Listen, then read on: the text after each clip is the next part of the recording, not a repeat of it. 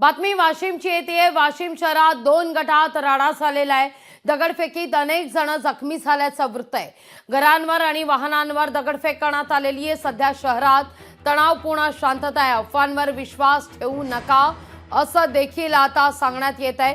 मोठ्या प्रमाणावर बंदोबस्त देखील वाढवण्यात आलेला आहे।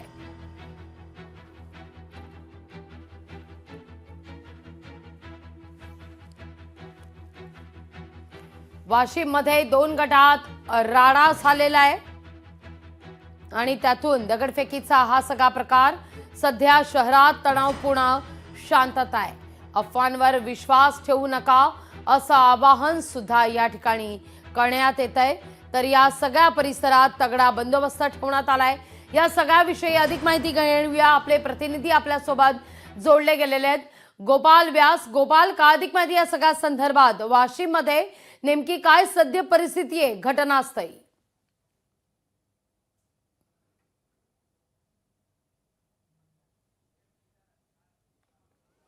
गोपाल, माझा आवाज पोहोचतोय तुमच्यापर्यंत? हो, येतो आवाज येतो। सध्या परिस्थिती काय घटनास्थळी? सध्या परिस्थिती अशी आहे की काल रात्री वाद झाला होता 2 गटामध्ये आणि वादाचं रूपांतर हाणामारीमध्ये झालं आणि दगडफेक झाली होती। तर काही वाहनाची तोडफोड सुद्धा करण्यात आली होती। मी या दंडे चौकामध्ये आहे। या ठिकाणी आपण पाहिलं तर या काही वाहने आहेत, या वाहनाची देखील तोडफोड करण्यात आलेली आहे। येथील जे नागरिक आहेत ते भयभीत झालेले आहेत आणि रात्री 11:30 वाजता जे नागरिक आहेत ते घरात झोपलेले होते, मात्र त्यांच्या घरावर काही दगडफेक केलेली आहे। त्यामुळे काही नागरिकांना, महिला असतील, यामध्ये भीतीचं वातावरण पसरलेले आहे। 2 गटात राडा झाल्याचं पाहायला मिळत आहे। काय नेमकी सद्य परिस्थिती आहे त्या ठिकाणी? तणावपूर्ण वातावरण आहे का? बंदोबस्त वाढवण्यात आलाय का?